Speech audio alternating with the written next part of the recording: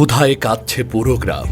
ছোট ছোট শিশুরা না খেয়ে দিন পার করছে, অথচ সেই গ্রামের চেয়ারম্যানের গুদাম ভরে আছে সরকারি ত্রাণে। তিনি ভাবছিলেন এই সত্য কোনোদিন প্রকাশ পাবে না, কিন্তু তারই সবচেয়ে বিশ্বস্ত মানুষ যখন মুখ খুলল, তখন এক মুহূর্তেই ভেঙে পড়ল তার ক্ষমতা আর সম্মানের সাম্রাজ্য। শেষ পর্যন্ত কি শাস্তি পেল সেই লোভী চেয়ারম্যান?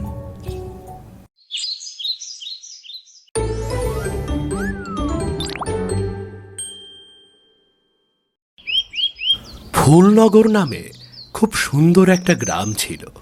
হঠাৎ একটানা বৃষ্টিতে ওই গ্রামে দেখা দেয় প্রচণ্ড বন্যা। বন্যার জল হু হু করে ঢুকে পড়ে গ্রামের ভেতরে।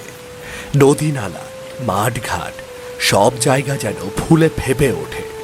গ্রামের মানুষের বাড়িঘর ভেসে যেতে শুরু করে। হায় হায় হায় হায়, এ আমাদের কি সর্বনাশ হয়ে গেল গো! হঠাৎ বন্যা এসে আমাদের বাড়ি ঘর সব ভাসিয়ে নিয়ে গেল। কেঁদো না রোকেয়া, কেঁদো না। কি করব বলো, সব কিছুই তো সৃষ্টিকর্তার ইশারায় হয়েছে। আমরা তো এখানে কিছু করতে পারি না। কেঁদো না। এখন আমাদের কি হবে? আমরা কোথায় যাব? সবকিছু হারিয়ে আমাদেরকে যে এখন ভেলায় আশ্রয় নিতে হয়েছে। তুমি কোনো চিন্তা করো না, আমরা এক্ষুনি চেয়ারম্যান সাহেবের বাড়িতে যাব।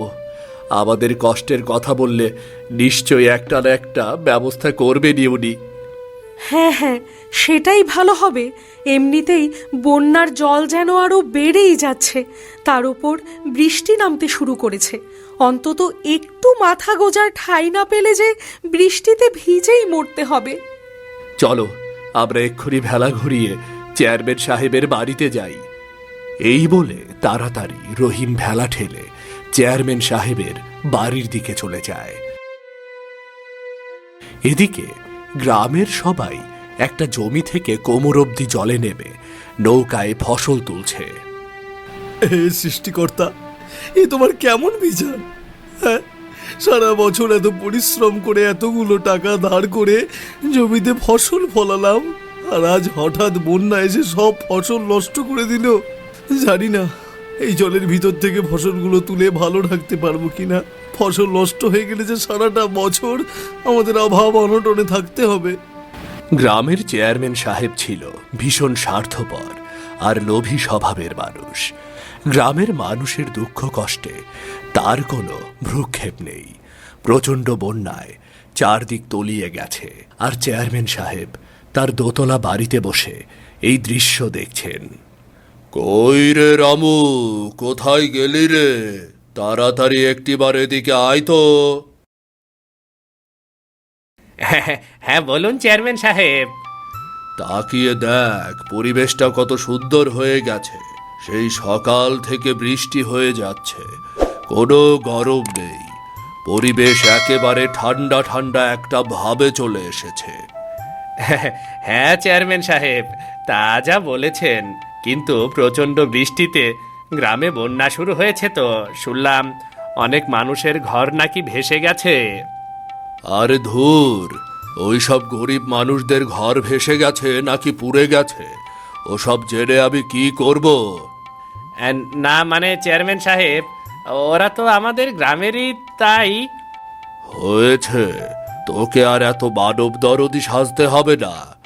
এখন তাড়াতাড়ি গিয়ে আমার জন্য কিছু মাংসের চপ বানিয়ে নিয়ে আয়। যা যা, এই বৃষ্টিতে ঠান্ডা পরিবেশে বসে বসে গরম গরম মাংসের চপ খাওয়ার মজাই আলাদা। আচ্ছা ঠিক আছে চেয়ারম্যান সাহেব, আমি এক্ষুনি সব ব্যবস্থা করছি।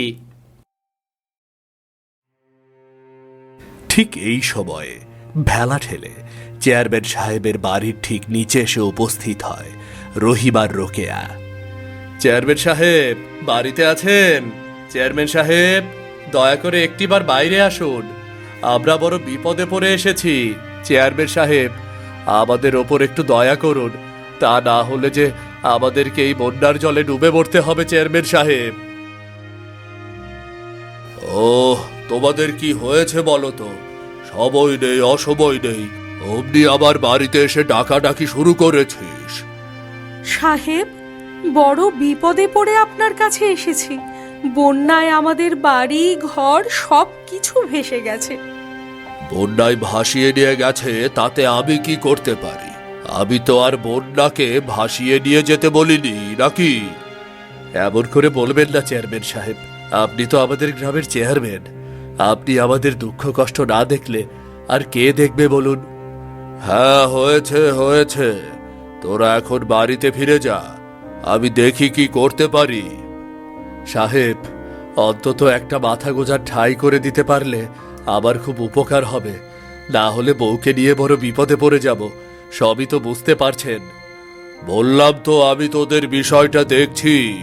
এই ঠান্ডা আবহাওয়ায় কোথায় ভেবেছি মজা করে মাংসের চপ খাবো, তা না। তোদের কথায় মনে হচ্ছে এখন ক্ষুধাটাই নষ্ট হয়ে যাবে।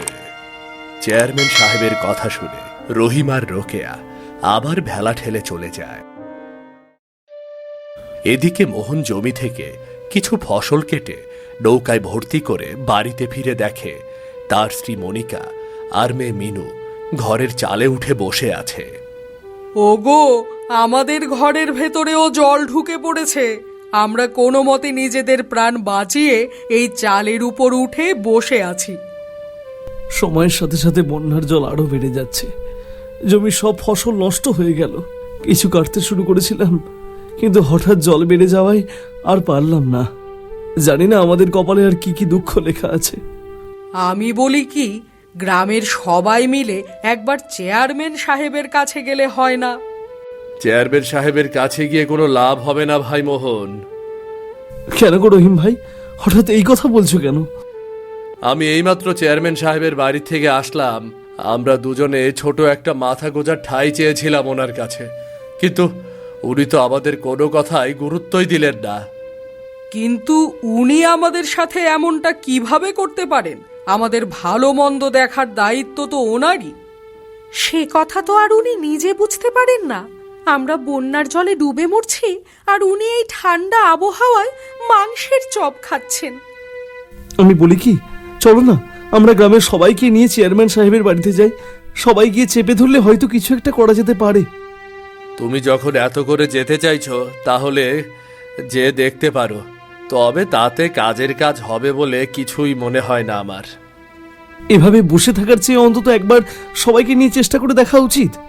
চলো গো রহিম ভাই, অন্তত একবার চেষ্টা করে দেখি। রোকেয়া, বৃষ্টিটা এখন থেমে এসেছে। তুমি মনিকার মিনুর সাথে এই চালের ওপরে উঠে বসে থাকো, আমি কাজ সেরে এসে তোমাদেরকে নিয়ে যাব। আচ্ছা, ঠিক আছে, তুমি যাও। এদিকে ঠান্ডা আবহাওয়ায় দোতলা বাড়ির বারান্দায় বসে চেয়ারম্যান সাহেব মাংসের চপ খাচ্ছেন। সত্যি রামু, তোর হাতে জাদু আছে রে পাগলা। এই বৃষ্টি বাদলের দিনে এমন মাংসের চপ বানিয়ে একেবারে জমিয়ে দিয়েছিস। এমন কিছু না চেয়ারম্যান সাহেব, এমনিতে ঠান্ডার সময় চপ খেতে বেশি মজা লাগে। আমার মাথায় একটা বুদ্ধি আসলো, বুঝলি রামু? কি বুদ্ধি চেয়ারম্যান সাহেব? গ্রামের সব মানুষ যদি আমার কাছে সাহায্যের আবেদন জানায়, তাহলে আমি সেই আবেদন ওপর মহলে পাঠাতে পারি। তখন হয়তো আমি বেশ কিছু টাকা পয়সা বা চাল গম নিয়ে আসতে পারি। হ্যাঁ চেয়ারম্যান সাহেব, এটা তো বেশ ভালোই হয়। তাহলে এই দুর্যোগের সময়ে গ্রামের গরিব মানুষেরা একটু সাহায্য পেতে পারে। তাহলে তুই সব ব্যবস্থা করে ফেল। এখনই গিয়ে গ্রামের সব মানুষকে ডেকে নিয়ে আয়, যেন সবাই আমার কাছে এসে লিখিতভাবে সাহায্যের আবেদন করে। ঠিক আছে চেয়ারম্যান সাহেব, আমি এক্ষুনি বেরিয়ে যাচ্ছি। এই বলে রামু তখনই ওখান থেকে বেরিয়ে পড়ে।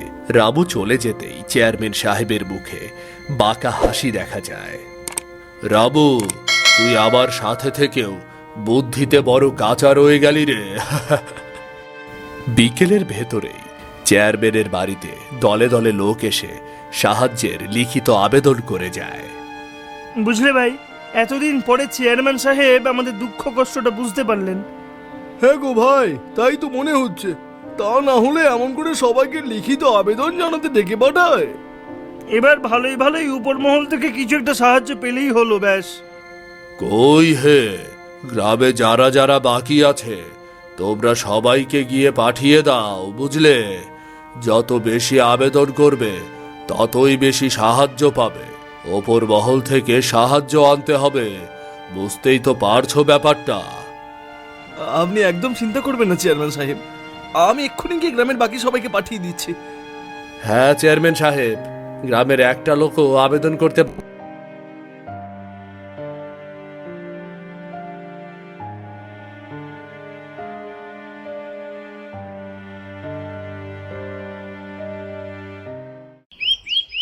এরপর এক এক করে কেটে যায় বেশ কয়েকদিন। গ্রাম থেকে বন্যার জল নেমে যাচ্ছে। সবাই যে যার বাড়িতে ফিরে গিয়েছে।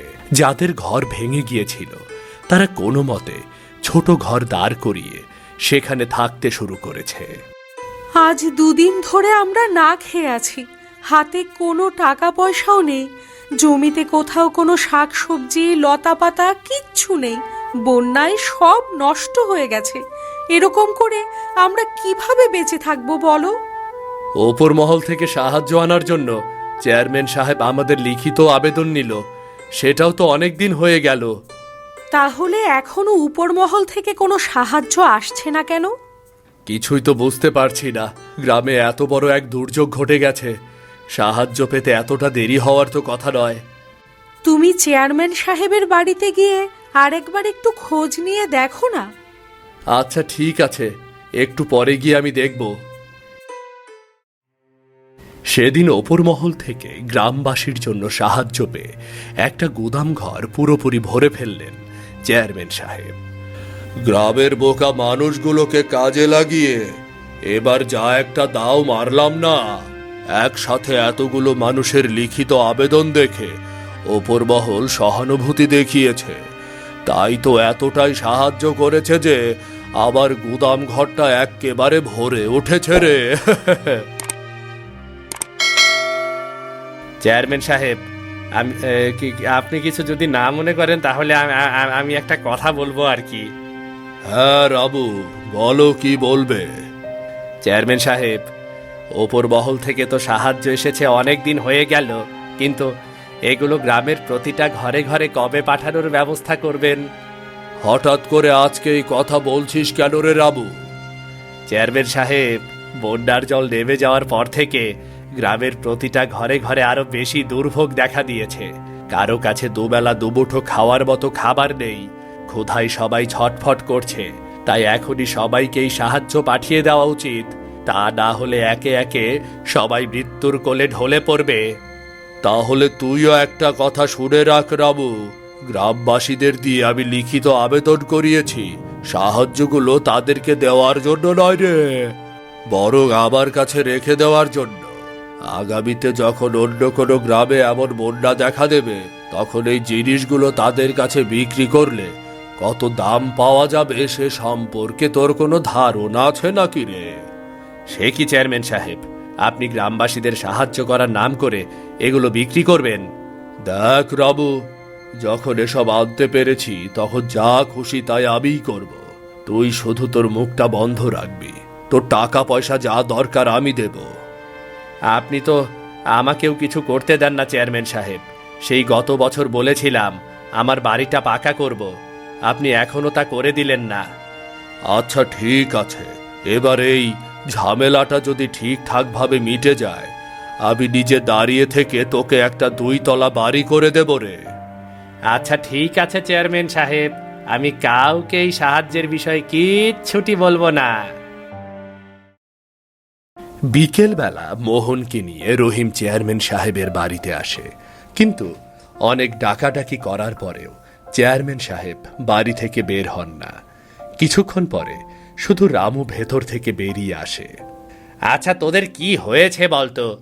এই এই সকাল দুপুর এই সময় চেয়ারম্যান সাহেবকে ডাকাডাকি কেন করছিস বলতো? আমরা ওপর মহলের কাছে সাহায্যের জন্য লিখিত আবেদন জানিয়ে গেলাম সেই কবে, অথচ এখনো তো আমাদের ঘরে কোনো সাহায্যই এলো না। ওপর মহলের সাহায্য কি মামা বাড়ির মোয়া নাকি যে চাইলেই পাওয়া যায়? অপেক্ষা করতে হয়। সাহায্য যখন আসবে তখনই তোদেরকে দেওয়া হবে। এখন তোর আসতে পারিস। চেয়ারম্যান সাহেব একটু জরুরি কাজে পাশের গ্রামে যাবেন। রাগে দুঃখে হতাশায় মোহন আর রহিম বাড়িতে ফিরে আসে। বেলা গড়িয়ে রাত নেমে আসে। মোহন, মনিকা আর তাদের ছোট মেয়ে মিনু বিছানায় শুয়ে আছে। বাবা, আমাদেরকে আর কতদিন এমন না খেয়ে থাকতে হবে? জানি না রে মা। উপর মহলের কাছে আবেদন করলে এতদিনেও কেন সাহায্য আসবে না? আমিও তো কিছুই বুঝতে পারছি না মনিকা। বিকেলবেলা চেয়ারম্যান সাহেবের বাড়িতে গেলাম, কিন্তু উনি আমাদের সামনে অবধি আসলেন না। জানি না এর পেছনে আবার ওই লোভী স্বার্থপর চেয়ারম্যান সাহেবের কোনো হাত আছে কিনা। এর কয়েকদিন পর গোটা গ্রামে একটা খবর রটে যায় যে ওপর মহল থেকে বড় সাহেব গ্রামে আসবেন। এই খবরটা শুনে চেয়ারম্যান সাহেবের মাথায় যেন আকাশ ভেঙে পড়ে। তিনি সেদিন বিকেলে গোটা গ্রামের মানুষকে তার বাড়ির সামনে ডেকে পাঠান। শোনো সবাই, বড় সাহেব এসে যদি তোমাদেরকে জিজ্ঞেস করেন যে তোমরা সবাই সাহায্য পেয়েছো কিনা, তাহলে তোমরা বলবে যে হ্যাঁ তোমরা পেয়েছো, বুঝলে? কিন্তু চেয়ারম্যান সাহেব, আমরা যে আপনার কাছ থেকে কোনো সাহায্যই পাইনি। আমরা তো বড় সাহেবকে সত্যি কথাই বলে দেব। তোমরা সত্যি কথা বলতেই পারো, তবে ওই বড় সাহেব চলে যাওয়ার পর তোমরা এই গ্রামে থাকতে পারবে কিনা এটাও ভেবে দেখো। কিন্তু তোমাদের ভালো কথা বলছি, বড় সাহেব যাই জিজ্ঞেস করুক না কেন, তোমরা চেয়ারম্যান সাহেবের পক্ষে থাকবে। আর যদি হিতে বিপরীত হয়, তাহলে শুধু এই গ্রাম ছাড়া নয়, বরং এক একটাকে আমি পৃথিবী ছাড়া করে ফেলব। পরদিন সকালে বড় সাহেব এসে চেয়ারম্যান সাহেবের বাড়িতে উপস্থিত হয়। এবারে সবাই বলো, বন্যা পরবর্তী দুর্ভিক্ষের সময়ে আমাদের পাঠানো সাহায্য তোমাদের উপকার হয়েছে তো? উপকার কিভাবে হবে বলুন বড় সাহেব? এই চেয়ারম্যান সাহেব তো কাউকে কোনো সাহায্যই করেনি, বরং সবকিছু নিজের গুদাম ঘরে বন্দি করে রেখেছেন। এই রাবু, চুপ কর। তুই কি বলছিস এসব? তুই এসব কি বলছিস রে? আজকে আপনি আর আমাকে থামাতে পারবেন না চেয়ারম্যান সাহেব। এতদিন আপনার সাথে থেকে আমি আপনার সব অন্যায়কে সহ্য করে গেছি, কিন্তু আজকে আর নয়। গ্রামবাসী, এই রামু কি বলছে এসব? সত্যি কি চেয়ারম্যানের থেকে তোমরা কোনো সাহায্য পাওনি? রামু সব কথাই সঠিক বলেছে বড় সাহেব। চেয়ারম্যান সাহেব আমাদের কাছ থেকে লিখিত সাহায্যের আবেদন নিয়েছেন, কিন্তু কোনো সাহায্য পাঠাননি। বন্যা চলে গেলে আমরা ক্ষুধায় কেবল কষ্ট পেয়েছি, কিন্তু উনি আমাদের কথা একবারও চিন্তাও করেননি। ছি চেয়ারম্যান সাহেব, ছি! আপনি এত নীচ! সামান্য এই কটা টাকার জন্য আপনি এতগুলো দরিদ্র গ্রামবাসীকে কষ্ট দিতে পারলেন? ছি! আমার ভুল হয়ে গেছে বড় সাহেব, আমি বুঝতে পারিনি। আমাকে এবারের মতো ক্ষমা করে দিন, ক্ষমা করে দিন। এই ভুলের কোনো ক্ষমা নেই। আমি আপনার চেয়ারম্যানের পদ কেড়ে নিলাম। 2 দিন পরে এই গ্রামে নতুন করে নির্বাচন হবে, সেখানে গ্রামের মানুষরাই ঠিক করবে কে হবে তাদের পরবর্তী চেয়ারম্যান। রাবু অন্যায়ের বিরুদ্ধে রুখে দাঁড়িয়েছিল বলেই চেয়ারম্যানের মতো এমন লোভী, স্বার্থপর আর অসৎ মানুষের মুখোশ খুলে বড় সাহেবের সামনে উন্মোচিত হয়ে গেল। চেয়ারম্যানকে সরিয়ে দেওয়ায় গোটা গ্রামের মানুষের জীবন আবার আগের মতো সুখ শান্তিতে ভরে উঠল।